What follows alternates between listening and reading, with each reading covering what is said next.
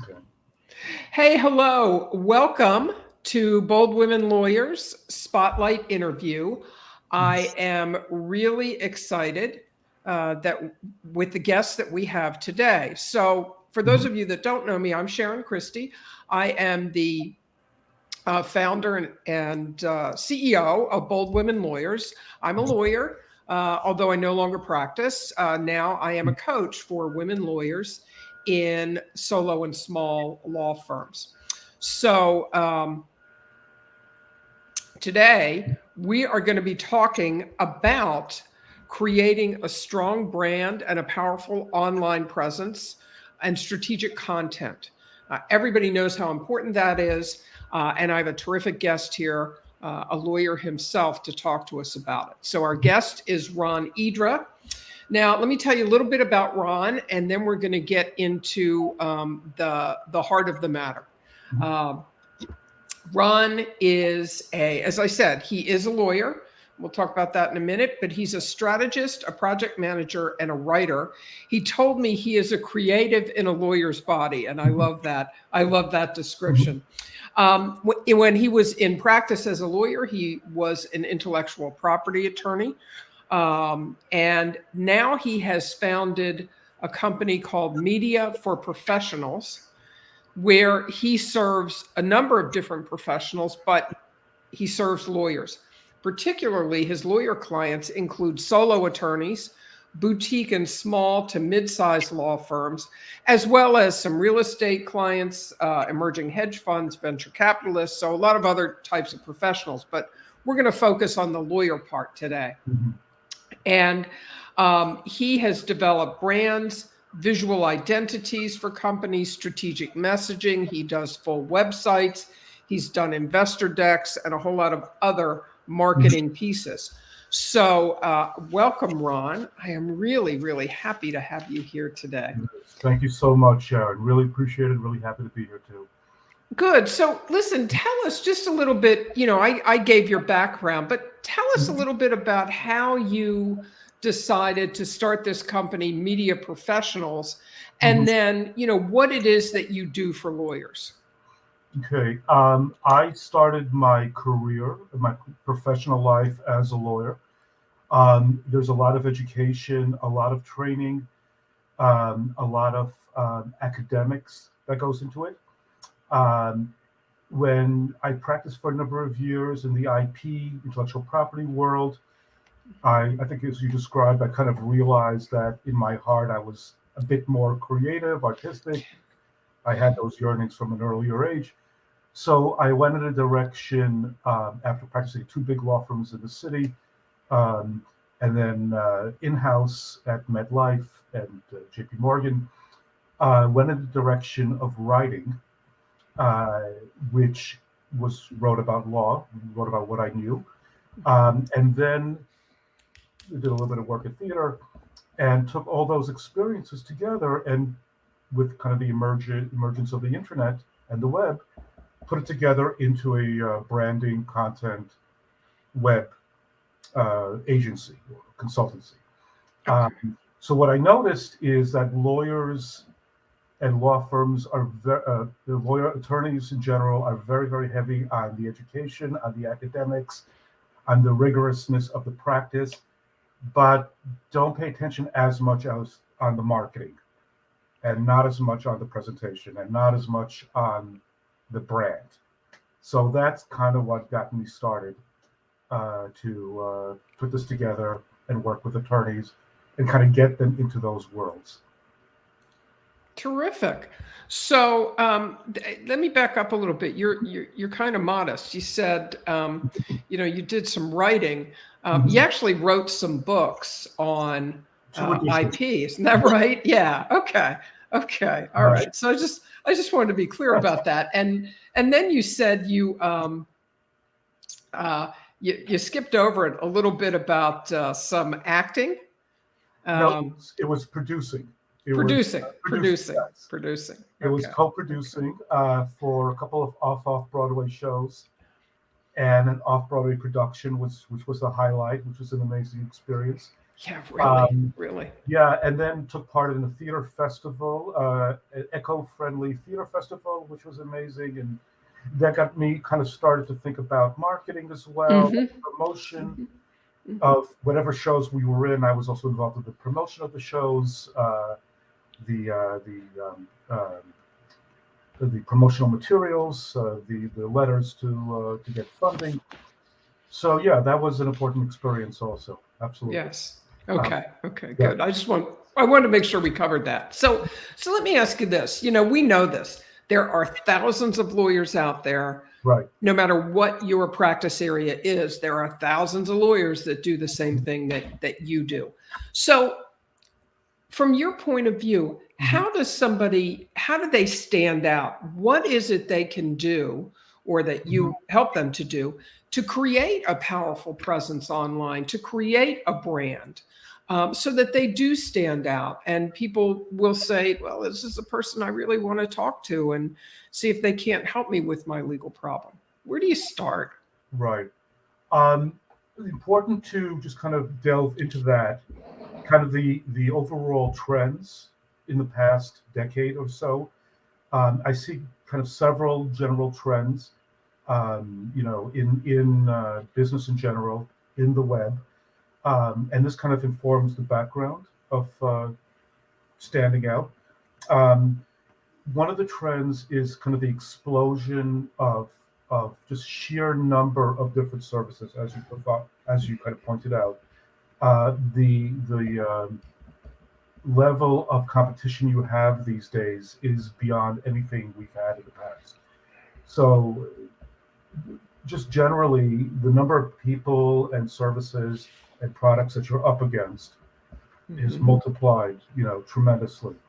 Um, on top of that, there's also the remoteness of purchase, of looking for and purchasing legal services or services of any type of professional service, as well as products. So most of the time, your clients may not even meet you in person. They'll look for you Right. online. You will interact with them on Zoom and by phone. You'll give them, everything you do for them may be solely through that virtual interaction. So keeping that in mind, those two trends leads to a third, which is people don't want to be sold to anymore. Advertising in general has been downgraded, and it's not as strong and powerful and kind of a must-have as in the past. Yeah. What's replaced advertising is providing something of value, Hmm. providing information, providing material, uh, giving something, insights, giving something to a prospect who comes to you,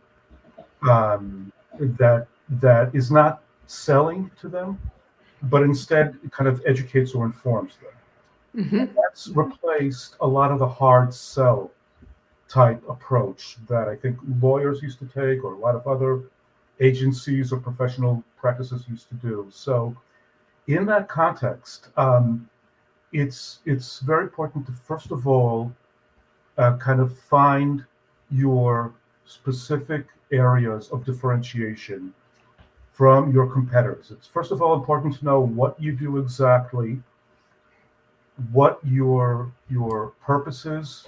I mean, there's various approaches to how this is done. Different branding, branding companies and agencies or branding professionals do this differently. But to fully understand why you're offering the services that you offer, why you're in law in the first place, what your goals are, what your long-term vision is for your practice, that's kind of first and foremost. Okay. And that can be done in different ways, and that's kind of beyond the scope of what we're discussing. Sure. Right. Um, Second, it's to understand your competition, who your direct competitors are, who your indirect competitors are, what your geographical area is, and obviously this is very very different for different practice areas.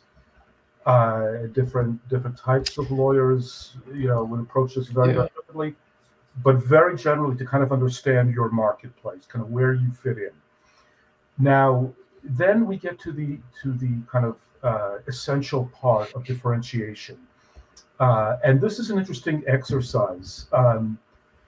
There's one way of doing this is to kind of look at 4 different layers of your qualities and characteristics of your firm or your practice, or kind of your legal practice as a whole.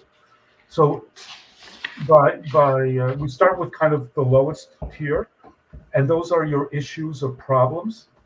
When you delve into kind of your law practice, it's important to kind of be aware of what your problem areas are.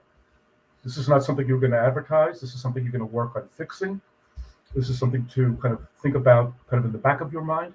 But it's good to kind of be aware of what you're actively kind of weakest in and what you're actively trying to fix or solve. The second tier of this 4-tier system is the neutrals. So these are the qualities that you have, which are part of your firm, but they may not be positive or critically important to your clients. So these are things like number of years you've been in business, unless you've been in business for decades, which could be a very important factor. The fact that you've been in business for 3, 4, 5 years may not be something that's a tremendous positive that a client would say, wow, this is exactly the kind of law firm or law practice law office we're looking for.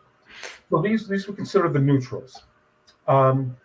So third on this kind of ranking would be the kind of requirements of being in the legal field.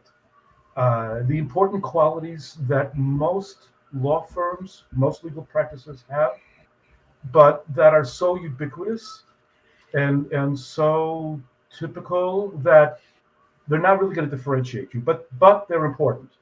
So being trustworthy, having high integrity, being very, very precise, working closely with our clients, being client-centric. Of course, you should be aware of these qualities that you have, but also note that many, many other lawyers and law firms are going to describe themselves this way. Sure. Yeah. So those are some agencies that I've encountered, call them the table stakes. When you play poker, it's what you need to bring to the table. You're not going to get to play. You're not going to get to sit down and play unless you have the kind of the requisite level. Right. Exactly. Right. Exactly. So that's the third of the 4 qualities. And finally, we get to the differentiators. So those, upon doing a deep dive into your practice, into your services, into who you are, into why you're doing what you're doing. That's what you tease out. Really, really reinforce those distinguishing qualities that make you different from your competitors. Right. Okay. Or from your immediate competitors. Now, this means the fact that you have very, very specific niches. Well, maybe you deal with, maybe you're a tech attorney or IP attorney, but you have an expertise in NFTs, right? Or crypto. Maybe that's even too general. Maybe you have an expertise in certain types of crypto transactions. Or maybe you're a commercial lawyer or a contracts attorney, but you deal with very, very niche type of transactions. Like yeah. So that's a type of differentiator.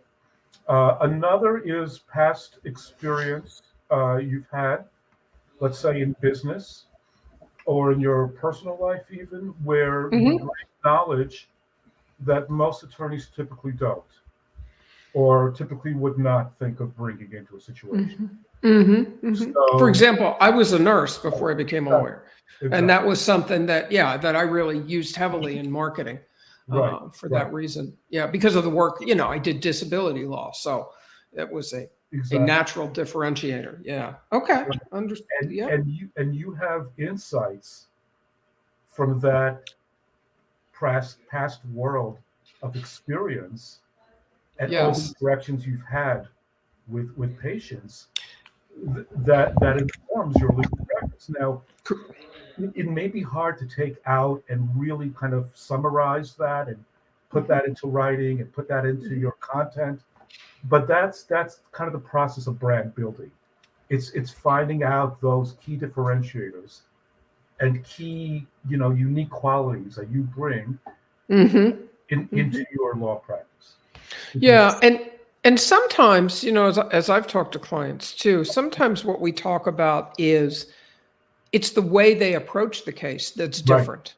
right, And that may it will set you apart from your right. competitors. Understanding that not everybody's going to resonate with it, but that's okay because, you want the people Right. that are attracted to the way you do handle Hmm. a matter. Yeah, Hmm. yeah, that can become Yeah, really yeah, important. Yeah. yeah. Okay. You want to attract certain types of clients. You don't want to attract necessarily everyone. And in some ways, and obviously this is a very broad statement, the more specialized you are, the better you are at getting like repeat volume business. Yeah. Yeah. And again, this is a very general statement. It obviously depends on the field, it depends on specializations. But if you are too broad and you try to be too many things to too many people, that weakens kind of your brand and your essence. So, Yeah, yeah, that's true. yeah, No question of that. Because if again, I've said to mhm, clients, look, if you're trying to talk to everybody, you're actually speaking to nobody right, because you have to speak in such broad terms that your message won't resonate mhm, with anybody. right, So right, I think that's a very important point. right. Um, Now, in terms of, Mhm, I know you do a lot of things. We talked about branding. Let's talk a little bit about content writing because I know you mhm, do that also, right? right. And when you talk about content, what type of content are you talking about? And Mhm, and then I think what's really most important is, how should they approach content? How do you approach it mhm. for people in different specialty areas? Well, first of all, kind of to take a step back, Sure. your website and your blog needs to be kind of firmly in place. Um, and after you've uncovered kind of your brand and your kind of audience and who you're presenting to and who your target clients are and your ideal kind of maybe narrow areas where you're specializing, that will inform kind of the type of site you put up. It'll inform the social media you choose. Mm. So the different channels, the social media channels you choose. It will also inform the content that you choose to put up on your site or how you blog or kind of, where you post. Um, so, I mean, the main thing with content is basically there's um, basically three general areas, three different principles of content writing. Uh, you first want to choose, you want to kind of tailor the writing specifically to your audience. Um, Mm. so you start with understanding your audience, understanding every potential area, every potential kind of uh, niche audience that you're writing to. So if you're writing to a business audience, that's going to be different from writing to a layperson audience. You know, Exactly. you know, Exactly. their injury. Hmm. So your principles of what you write and how you write needs to be very, very finely attuned to the audience. That's also going to inform whether you're writing short form content, medium length posts, let's say for Mm. a blog, or longer form articles or kind of white papers or published works. Um, so everything kind of starts with the audience. Everything starts with your brand, and that type of writing also, third, can be repurposed. So everything you write, and it's always best to kind of write with the idea of solving a potential audience member's your audience's needs, Hmm. their pain points, their Hmm. problems, their difficulties, and kind of position yourself in a way that solves these difficulties and these problems. So, Uh, so yeah, that points to the need to really, really understand your audience, right, right? right. Okay. And I know that I think some Mhm. of the things, pull my notes out here. Yeah.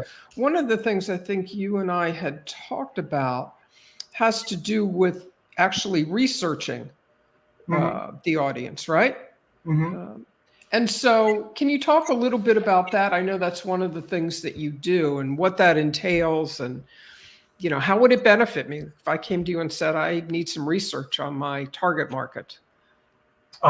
Research is kind of a new service that we're providing. So this is kind of a growing area for us. Hmm. But this we delve into what we have done with clients is kind of delving into all their materials, all their marketing that they've previously done.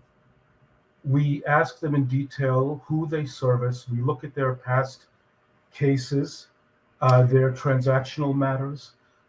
We look at whatever they want to share with us as to Hmm. specific kind of achievements they've had, and that gives us kind of basic information on who they're targeting. So it's really at this point kind of strategizing with the client Yeah.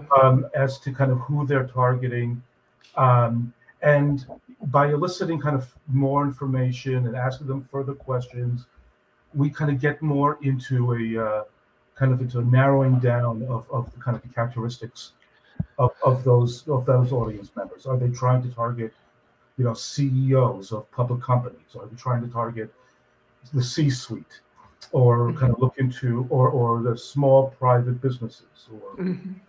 people who suffered an injury in a personal injury case, or So it's information that you're able to actually pull out of right, the lawyers by researching what they've already done and then talking to them in more right, depth about right, who right, they're serving and what they're doing now. Okay. right. Okay. And usually, when lawyers are too busy, kind of running their practice and working the day to day and writing the briefs or appearing in Yeah. court or closing deals, writing contracts, that kind of by honing in on what they've done in the past and who they've serviced and what they've kind of accomplished, and by Hmm. continuing to ask these questions, we kind of paint a much more specific picture than they even realize. They may not even realize kind of who they're really after, who they're kind of going, kind of ideally would be best suited for.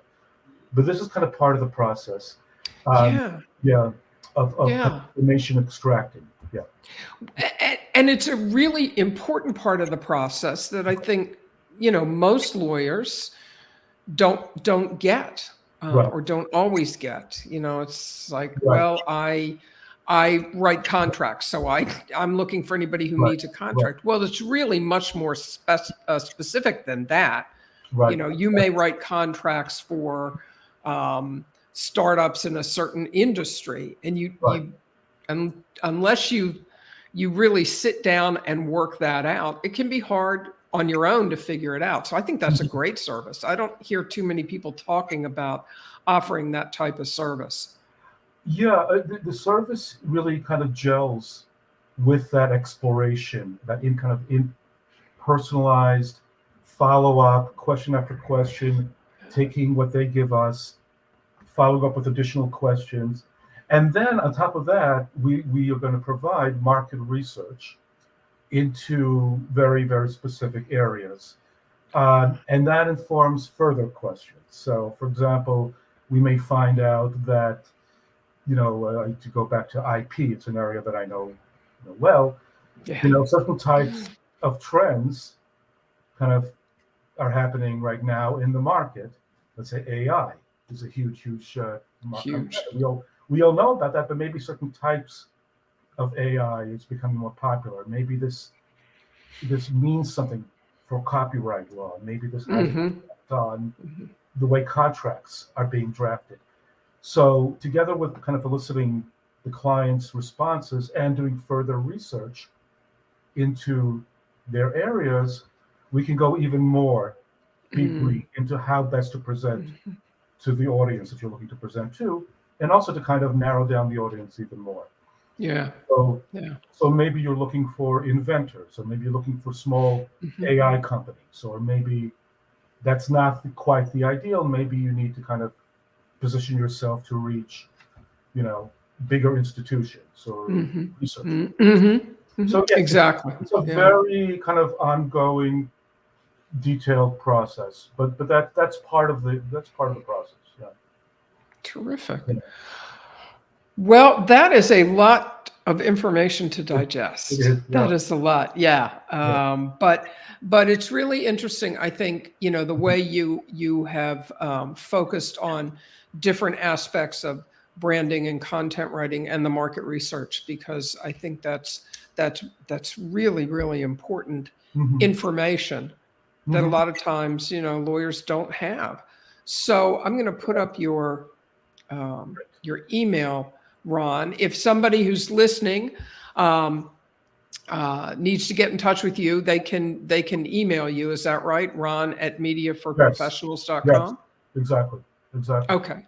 Okay, great. And Eh, one thing, just let me quickly add, one Yeah. thing that ties together like all the discussions and all the different topics. Mm-hmm. Think about everything you do as your brand, really, and that kind of ties together the branding part of it. Um, it's like everything you do is your reputation, and that essentially Yeah. is what your brand is. Yeah. So the quality of your work, your expertise, the Mm-hmm. subject matter of what you do clearly is a very strong part of your brand, but so is your interaction with your clients. So is your follow up. So is your website, because that's what people are going to see first and foremost. And sometimes they're not even going to meet you in person, as we've discussed. Right. Right. So is your, deck if you have one, or informational pieces, or Mm-hmm. Mm-hmm. the logo and colors and visuals. So everything you do is part of your brand, and your content is an important part of your brand as well. So if Yeah. you are building content pieces, a blog, longer form content, articles, and then eventually, videos, webinars, podcasts, Yeah. that goes to, your entire brand and you kind of the way people are perceiving you, part of your reputation. Yeah. No, First, it's a very that important goes point. there Mm-hmm. to the whole branding kind of universe. Yeah, exactly. It Yeah, all counts. It's all yeah, important. yeah. It's Yeah. all important. Exactly. Yeah. Exactly. Yeah.